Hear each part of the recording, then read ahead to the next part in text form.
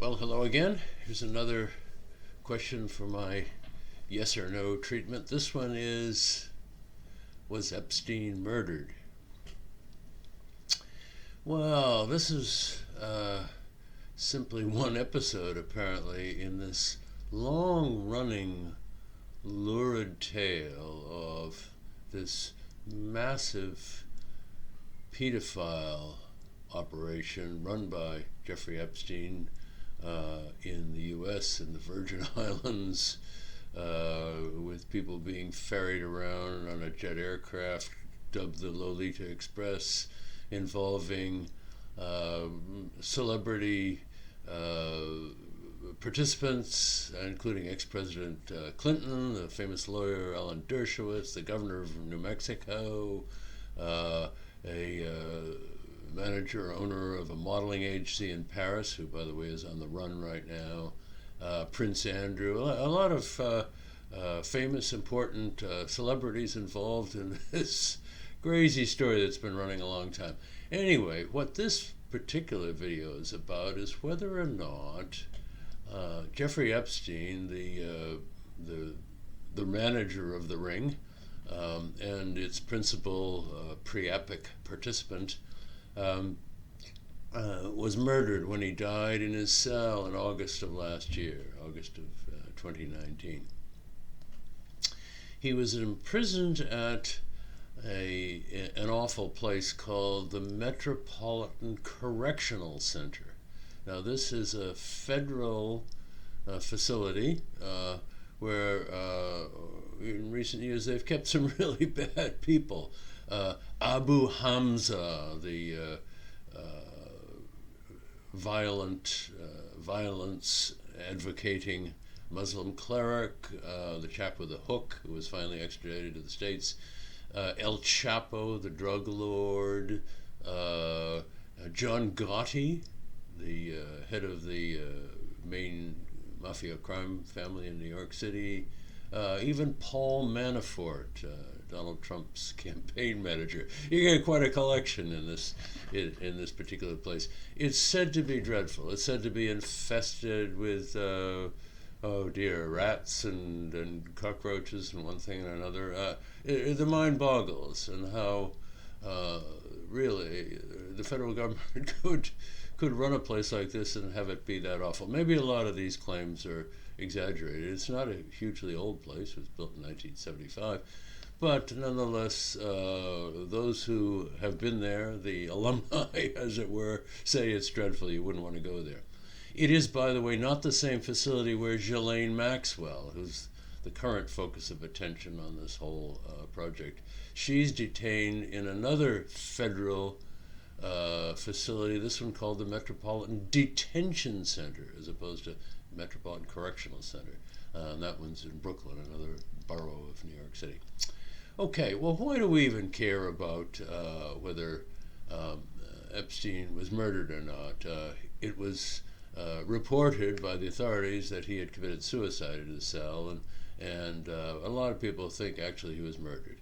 Well, it's pretty important because it does impact on the on kind of the next steps in this whole project, which is how culpable those who were identified and accused as co-conspirators with Epstein.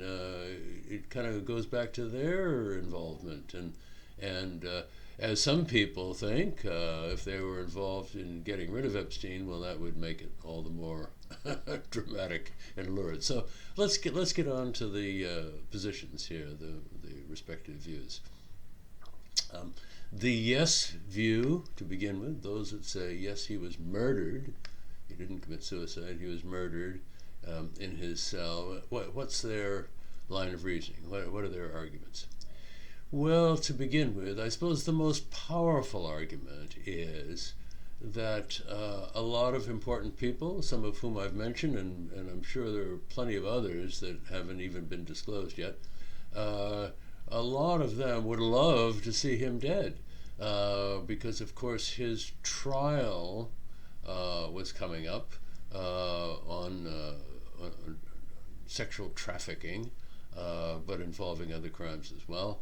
And of course, in the process of a trial like that, there would be made public names of the people who'd been involved and what they'd actually been up to sexually and so forth. A pretty appalling prospect for anybody who's been on the Lolita Express and indulged in the delights of Epstein's entourage and personal services. So that's probably the biggest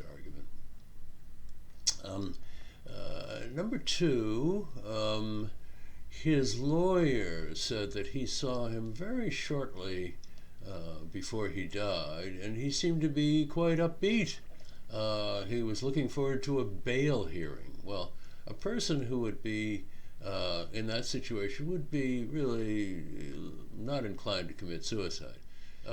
Next, there were in his supervision over his cell at the jail too many appalling failures of procedure and performance on the part of those charged with looking after him. Evidently, it is said that the CCTV, which is on there all the time, was either inoperative or the tapes were missing of the time leading up to his death.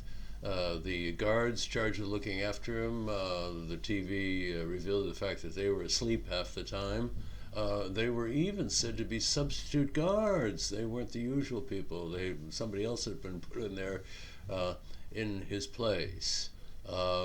And finally, he had a roommate, a monstrous, muscle-bound ex-cop named Nick Contaglione, who was his cellmate for a while. And some people think that he might have been there to rub him out, and maybe he was stopped just in time. Epstein did report that Contaglione had, quote, roughed him up on one occasion. So there was a lot of sinister things going on in the background. Next, there was the views of the medical examiner, a pathologist, obviously an anatomical pathologist, who made a pronouncement about the cause of death and came to the conclusion that Epstein had committed suicide. But this was challenged by a second pathologist who apparently had been in attendance at the time of the autopsy, and that pathologist said much more likely to have been killed.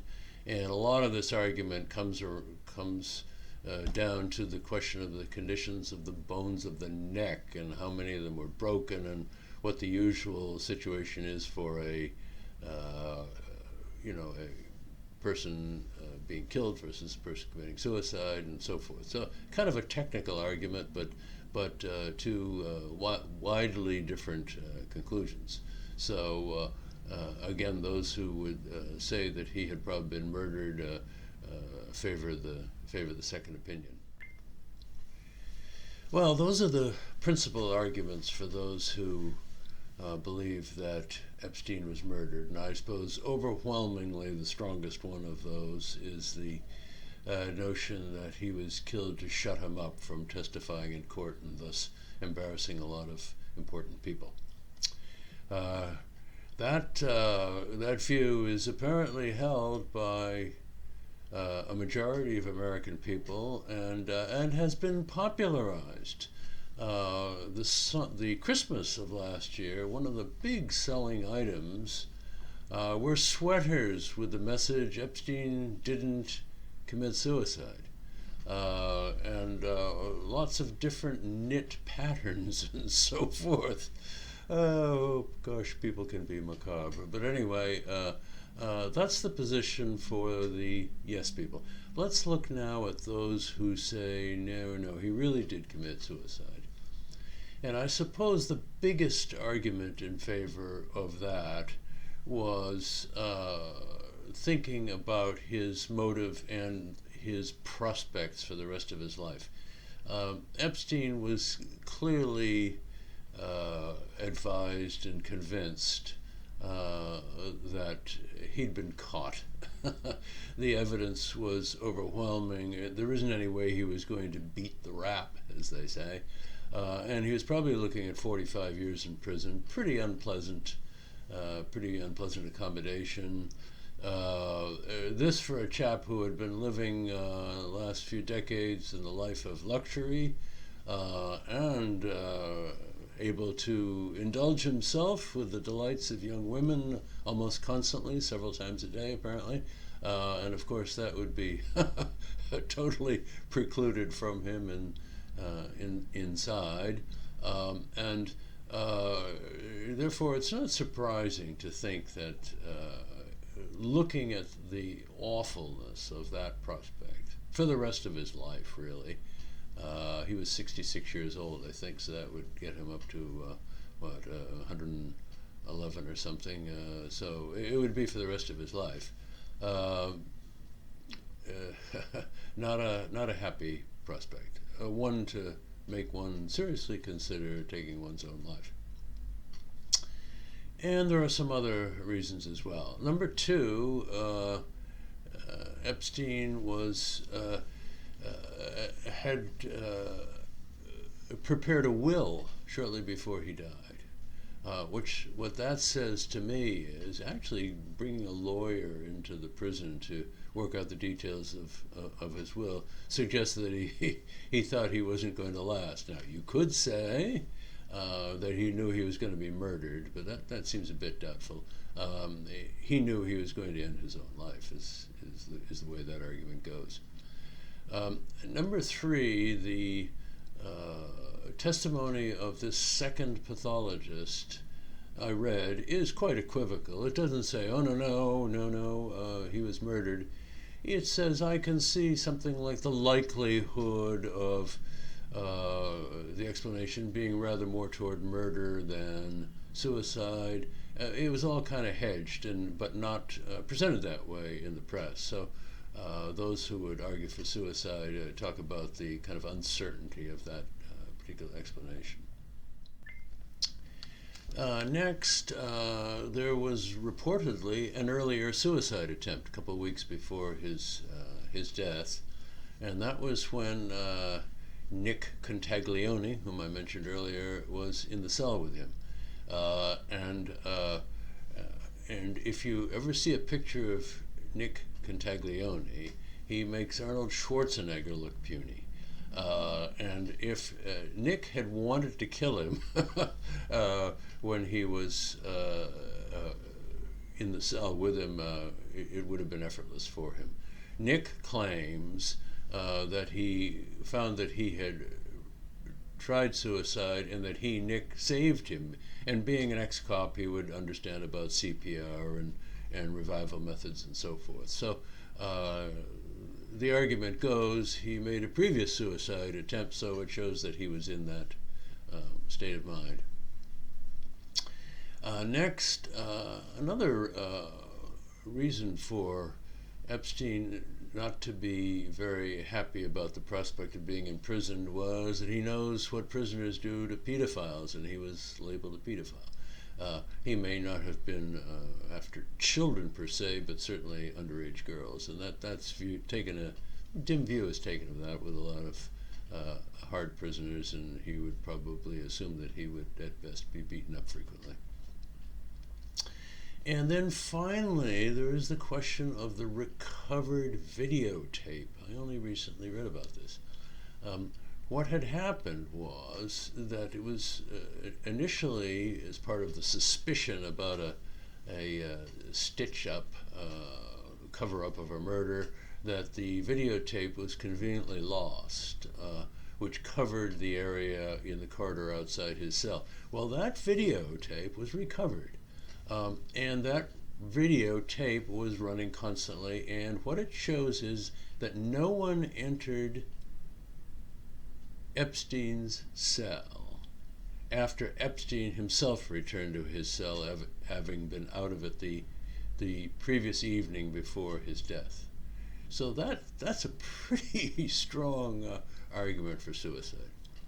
Okay, there are the arguments. You've heard both sides.